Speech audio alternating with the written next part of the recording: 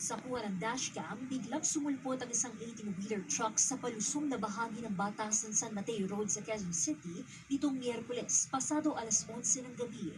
Sa bilis ng takbo nito, tumagilid ang truck at tumilako ng container van.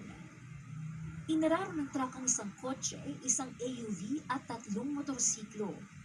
Ganito ang sitwasyon dito sa Batasan San Mateo Road isang oras matapos mangyari. Isang jeep. Paglabas sa linya, sinalpok nito ang nakahintong multipurpose vehicle. Sa lakas ng impact, isang sasakyan at motorsiklo.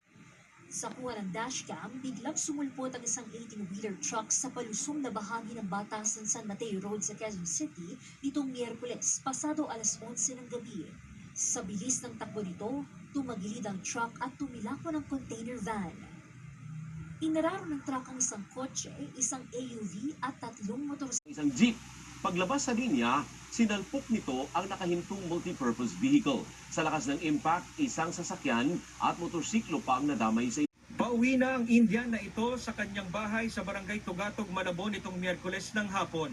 Nakabuntot sa kanya ang isang riding in tandem hanggang makapasok ng bahay. Hindi na nahagip ng CCTV ang sunod na eksena kung saan nakipagbuno umano ang biktima sa mga sospek. He knows already na may dumatating and he's following somebody, diba? Then siguro nag-aaway pa sila sa loob na bahay. Kaya hinabol niya papalabas, sir.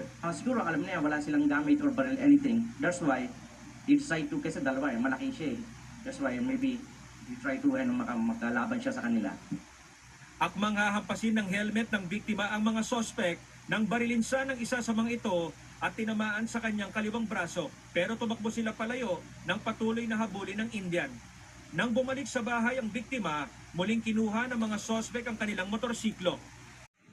Sa kuha ng dashcam, biglang sumulpot ang isang 18-wheeler truck sa palusong na bahagi ng Batasan San Mateo Road sa Quezon City nitong Miyerkules.